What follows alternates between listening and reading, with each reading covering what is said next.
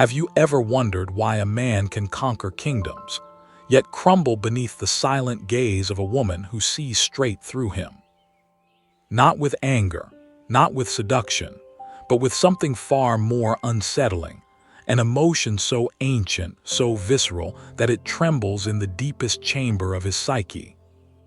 Disappointment. Not loud, not dramatic, but quiet, controlled, inevitable. A woman's disappointment does not shout, it echoes. It drips like ink into the fabric of his ego. Because in that moment, he is no longer the hero in her story. He is exposed, seen, not as a warrior, not as a king, but as a boy who failed to become the man she believed he could be. Carl Jung once spoke of the anima, the feminine image within the male unconscious. This is no fantasy. This is his compass, his ache, his pursuit. Every man carries within him a hidden temple, and within that temple stands a woman. Sometimes she has no face. Other times she wears yours. The anima is not just a projection of beauty or desire. She is the judge, the muse, the spiritual mirror. She holds his integrity accountable. When she smiles, he feels immortal. But when she turns away, something inside him fractures. The modern man, whether he admits it or not, longs to be worthy in the eyes of the feminine. Not the surface feminine, the performance, the pleasantries, the praise, but the deep feminine. The part of you that feels like winter silence, like sacred rage, like velvet thunder. Most women underestimate the weight their gaze carries. They believe their power lies in softness, in agreement, in approval. But the truth, a woman rooted in her essence carries the power of divine consequence. Her silence has the weight of scripture. Her disappointment, the sting of exile. Men do not fear losing a woman. They fear losing who they are in her eyes. That is why he will beg, even after betraying her. Why he will return, even when she no longer waits. Because he is not chasing her body. He is chasing redemption. He is seeking access once more to that sacred reflection, the one where he looked into her eyes and saw himself as good. The woman in this story is not angry. She does not scream. She is not dramatic or cruel. She simply sees the gap between what he promised and what he became, and she refuses to shrink her gaze to make him comfortable.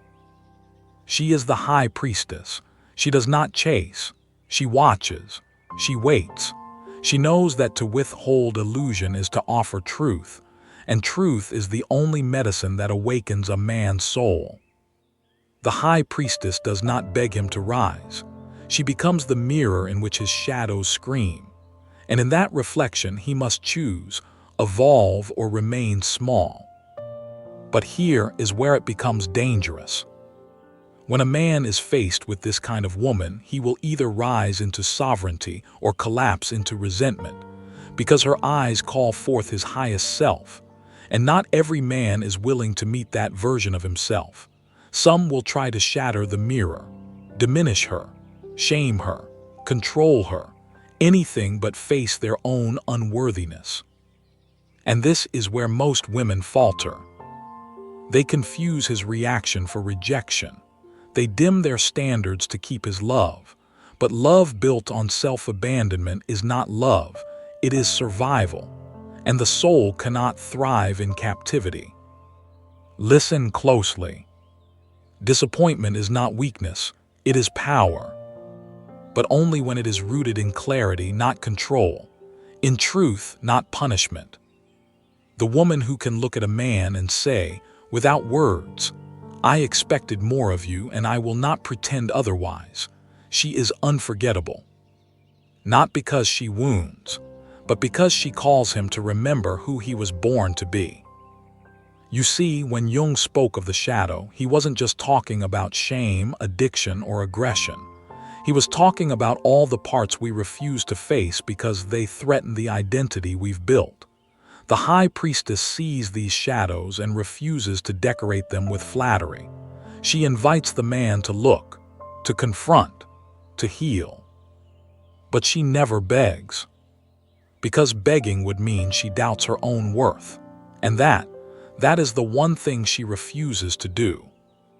Now ask yourself, when was the last time you chose silence instead of softness? When was the last time you let your gaze do the speaking? When you stood in your truth, even when his love began to tremble? There is no need to perform when you embody the sacred. The world may call it cold, men may call it intimidating, but beneath the surface, in the raw corners of their souls, they remember it. The look, the stillness, the moment they knew they had failed the one woman who truly saw them. And here's the secret they'll never confess. That disappointment was the most painful and most sacred thing they've ever felt. The high priestess is not born, she is carved, by betrayal, by silence, by the slow burn of becoming invisible in the eyes of men she once adored. She does not learn her power through praise, but through rupture. She rises from the ashes of her own self-abandonment and vows never to mistake key attention for reverence again. This is the woman who once tried to shrink herself to be loved, who softened her standards, bit her tongue, and clung to the fantasy that love would save him. She once believed that if she just gave more softness, more patience, more understanding, he would finally meet her there. But he didn't. Because a man cannot rise while resting comfortably on your forgiveness. He must feel the edge of your absence, the boundary of your standards, the fire of your unmet gaze. Only then does the mirror become clear. Only then does he begin to feel the weight of his own soul slipping from your hands. This is the path of individuation, as Jung taught, not just for men but for you. The process of becoming whole, not perfect, not pleasant, whole. Individuation demands you shed the masks you wear for love. It demands you abandon the illusion that being agreeable will keep him close. It requires that you confront your own shadow, the part of you that fears being alone, that tolerates too much, that confuses pain with depth. Because here's the truth most never say aloud. Men don't fear women who cry. They don't fear women who scream. They've seen that before. They've survived it. They've rationalized it away. What they fear is the woman who no longer needs to explain herself. The woman whose disappointment is not a storm, but a stillness. The woman who does not chase, not because she's playing games, but because she's anchored in something ancient, something immovable. He fears the moment she becomes unknowable, when she stops trying to be understood, when she walks away not in rage but in remembrance of who she is, of what she deserves, of what she will no longer carry on her back. This is not cruelty. This is sacred detachment. Stoic philosopher Epictetus once said, "Freedom is the only worthy goal in life." And the woman who embodies this understands, freedom is not found in how a man holds you. It's in how you hold yourself in his absence. She does not rage at his betrayal. She does not rehearse arguments in her head. She simply removes herself from the performance. Because she knows, when a man loses access to her presence, he is not just losing a lover, he is losing the sacred mirror that once reflected his highest possibility. That is what haunts him. Not her body, not her beauty, but the version of himself that only existed when she looked at him with faith. That's what disappointment really is, a sacred withdrawal of belief. She no longer sees the king in him because he refused to claim the throne. And so, the kingdom she once built for two returns to her hands, and she rules it alone, not with bitterness, but with clarity. Some men try to return, offering promises instead of proof, but the high priestess does not bend for words. She watches for transformation. She listens for alignment. She waits for evidence, not in speech but in action, and if it does not come, she does not wait long. She understands that attachment is not love, That longing is not loyalty. That a man who fears her disappointment more than her anger is a man who once knew her power and still trembles at its memory. Now listen carefully. There will be moments when you are tempted to soften your standards for the sake of connection. Moments when your inner child will whisper, "Just love him harder, just be patient a little longer." But that voice does not come from your wisdom, it comes from your wound. True empowerment is not the ability to love endlessly. It is the ability to love wisely. To know when to pour, when to pause, and when to walk away with your soul intact. This is what the feminine has forgotten in a world obsessed with pleasing, that her gaze is not just a mirror, it is a threshold. A man must cross it, fully, or be left behind. And some will call you too much, too cold, too proud. Let them. Because the woman who embodies sacred disappointment is not here to be palatable. She is here to be unforgettable. And deep down he knows. He will meet 1,000 others. But never again will he feel that gaze. The one that saw his potential, that held it gently, that waited in silence until it didn't. Now ask yourself, what would it feel like to look at a man with absolute stillness, not to hurt him, but to free yourself? Could you hold that moment? Could you honor it? Or would you flinch? Because in that flinch lies the part of you still waiting to be chosen. And the high priestess does not wait. The moment a man senses that you have stopped hoping, truly stopped, he will feel it like a chill under his skin. Not because you slammed a door, but because you left it open and chose not to stand in it anymore. This is the unspoken power of the feminine, not in force but in withdrawal, not in pleading but in presence. A presence that once lit his internal sky and then vanished like dusk. The anima, as Jung revealed, is more than just his fantasy of a woman. She is the internal embodiment of soul itself. She is what stirs his longing, what calls him toward purpose, what stabs him awake in the night. But when the woman who once played that role becomes silent, his internal compass collapses. Because without her, he is unmoored, drifting, performing manhood but no longer becoming it. And so the question returns to you, not as accusation but as invitation. Do you recognize the depth of your gaze? Do you understand the mirror you hold, the kingdom you carry, the myth you animate with your very presence?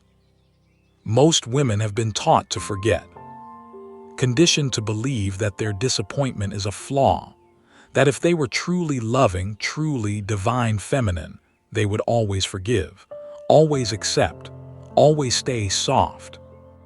But true softness does not mean the absence of edges. It means knowing when to open and when to close, when to water and when to root, when to forgive and when to leave. And above all, it means knowing that your power does not reside in his response, but in your remembrance of self. There is a moment, subtle and seismic, when a woman shifts. She no longer looks at him as a god. She sees the boy beneath the armor, the pattern in his silence, the smallness in his avoidance. And in that moment, something ancient inside her stirs, not rage, not revenge, but something far more dangerous. Clarity. And clarity is terrifying to a man who has lived by illusion. It does not scream, it does not beg, it simply stops lying. This is the root of sacred disappointment, not punishing him, but refusing to betray yourself for the illusion of connection. Men have survived anger. They have weathered heartbreak. But what they cannot forget is the woman who sees their potential and no longer bends her soul to wait for it. She is not cruel. She is not punishing him. She is simply no longer available to be the stage for his avoidance. And in that absence, he is left with the thing he fears most, himself. You see, when a woman awakens to her worth, she doesn't need to leave dramatically. Sometimes she stays. She moves through the room, she speaks, she laughs, but the sacred thread has been cut. He looks into her eyes and sees something missing. Not hatred, not sadness, but that ache, the one that once made him want to be better, it's gone. That more than anything breaks him. Because in those eyes he once saw hope, a reflection of the man he wanted to become. And now he sees only his reflection as he is, unchanged, unworthy, undone. And yet this is not his punishment, it is his invitation. Because the woman who walks away with her head high does not curse him. She blesses him, not with words but with truth. She says in her silence, "You were offered the sacred, you held it, and you let it slip." And then she becomes myth. This is the paradox.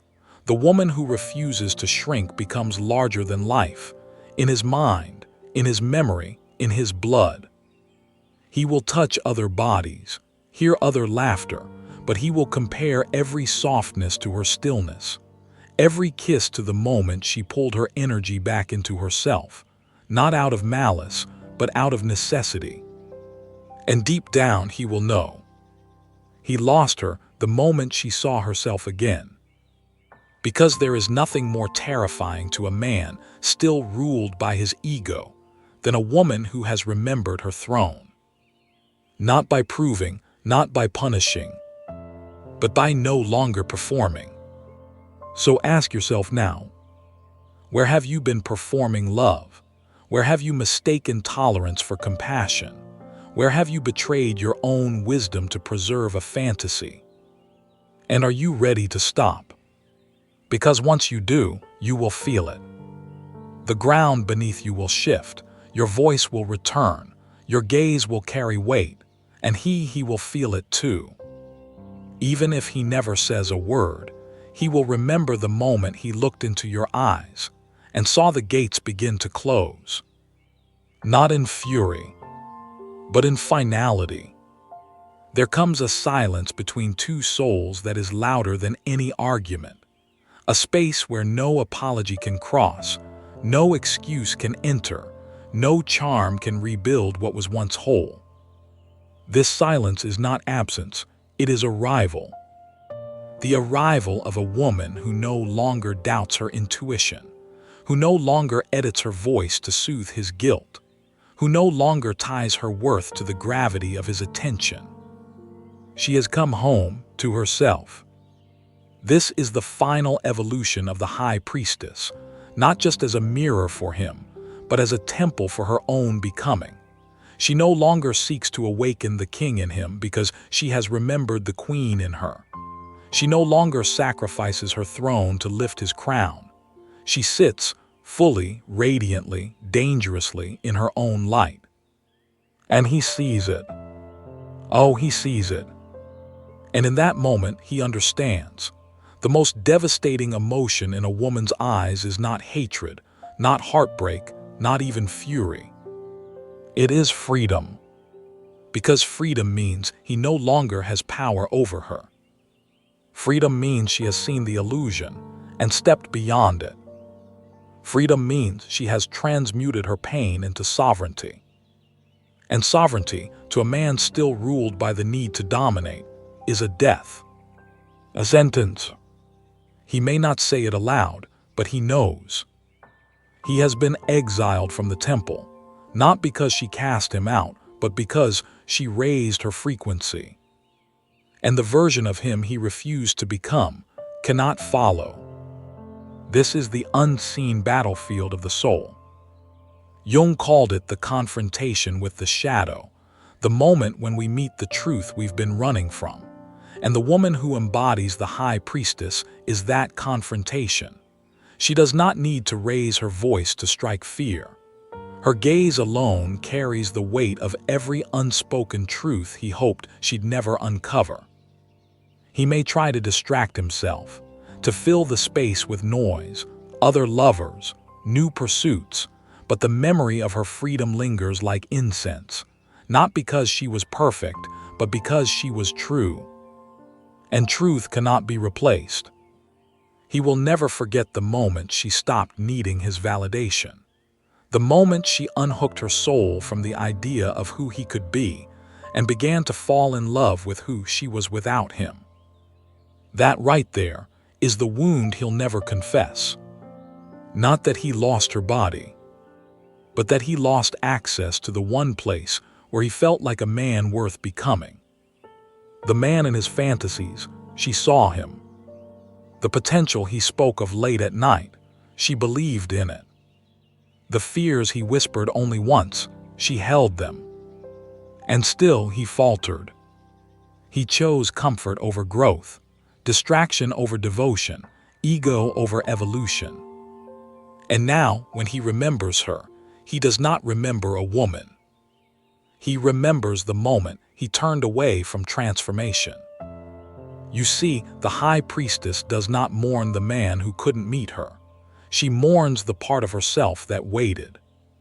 She grieves the time spent trying to explain what her silence now communicates so effortlessly. She sheds the skin of her old self, not to be reborn, but to remember who she was before she forgot. Before she believed love meant enduring, that being feminine meant accepting crumbs, that being desirable meant being agreeable. No more. The woman in her fullness is not agreeable. She is not polite where truth is required. She is not soft where boundaries are breached.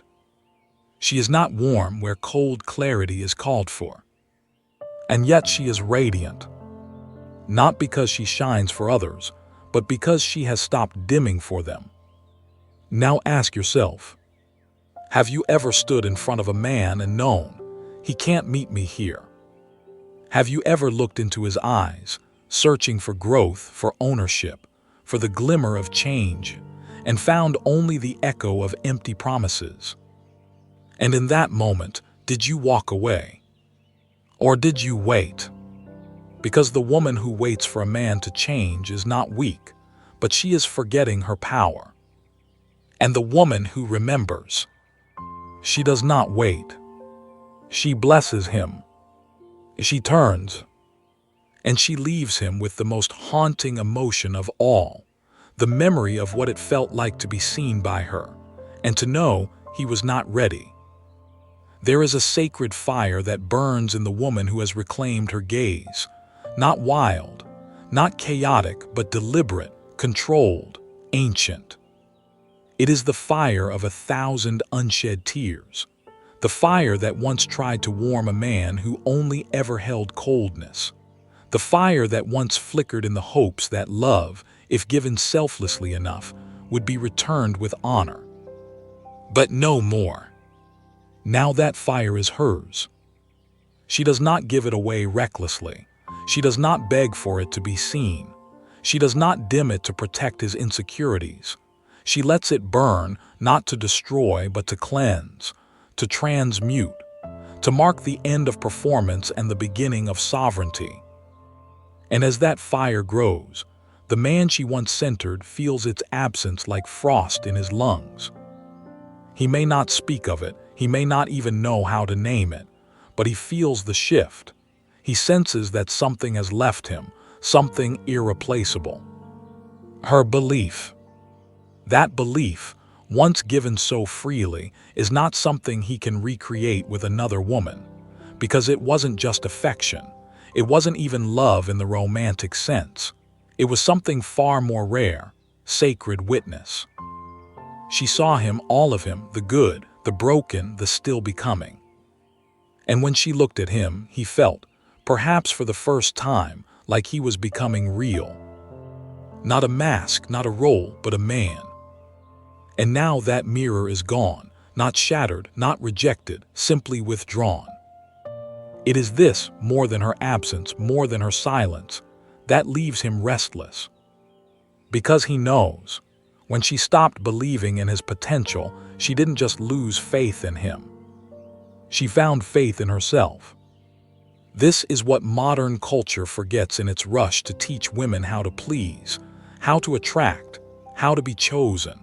that the deepest feminine power lies not in being desired, but in being undeniable. The woman who is undeniable doesn't need to seduce. She is not performance, she is presence. She does not seek his attention, she holds it without trying.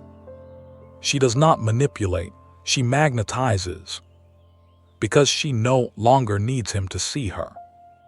She sees herself. And in that moment, something in him collapses. His ego may rebel, his pride may mock her, he may and seek to replace her quickly, hoping to silence the echo of her departure with the noise of new attention. But it will not work, because attention is loud, but the absence of a sacred gaze, that is deafening. Jung knew this dynamic well. He spoke often of the feminine as not just passive receptivity, but as a living force, a guide, a test, a threshold. The anima is not always gentle. Sometimes she appears as the initiator of pain, of failure, of loss. But only so the man can finally see. And this is the paradox the high priestess understands. Sometimes, the most loving thing a woman can do is leave. Not to punish, but to end the illusion. To stop participating in the fantasy of potential. To return the soul to its rightful owner. To let the man stand alone, facing the full gravity of the choices he made when he thought her faith was eternal. Because it was. It was conditional. Not on his perfection, but on his effort. His integrity. His willingness to rise, not just for her but for himself. And now, standing at the edge of what could have been, he realizes what was truly at stake. Not the relationship, not the title, but the reflection. The way she once looked at him with wonder, the quiet respect in her silence, the warmth in her faith. It's gone, and no amount of apology can resurrect it. Because the woman who has entered her fullness does not reverse her evolution to ease his regret. She blesses him from a distance. She thanks him for the pain that revealed her pattern, for the ache that summoned her fire, for the mirror that cracked so she could finally see herself, unfiltered and whole. And she walks on, not harder, not colder, but freer. Because once a woman realizes that her gaze is not just a gift, but a standard, she no longer offers it to men who haven't earned it. She looks inward, she heals, she builds. And eventually, she meets a man who doesn't flinch in the face of her fire, who doesn't tremble under her truth, who doesn't fear her disappointment because he does not fear his own growth. But until then, she chooses herself, fully, relentlessly, sacredly, because that is what the high priestess does. She waits for no man. She remembers. And in that remembrance, she becomes the one thing every man secretly craves and fears. A woman who no longer looks for worth in his eyes, but reflects it from her own. There is a moment, quiet, clean, when a woman steps out of her waiting, when she no longer negotiates with potential, when she no longer rearranges her own spirit to fit into a story written by someone else's fear. That moment is her liberation. It is not loud, it does not come with fanfare. Often no one notices, not even him, not at first. But in the space between her words, in the stillness of her gaze, something irreversible begins. She no longer sees him as the center. She no longer dreams of what they could become. She dreams of who she already is, and who she's still becoming. This is the final fire, the sacred forge of the woman who has stopped asking for permission to be whole. She carries no bitterness, only boundaries. No longing, only direction. No obsession, only presence. And that presence It is what he remembers. It is what wakes him in the middle of the night, when every other body has failed to quiet the ache. Because her presence was not performance, it was truth. It held a mirror to his soul. It was both invitation and confrontation. And in losing it, he did not just lose a woman. He lost the only version of himself that felt fully alive. The high priestess never needed to destroy him. She only needed to stop believing in the lie. She no longer feared being alone, because solitude for her became sacred. It became the space where her fire sharpened, where her voice deepened, where her vision returned. And when she walks now, she carries the kind of energy that cannot be mistaken. She is not seeking. She is choosing. Choosing what aligns. Choosing who aligns.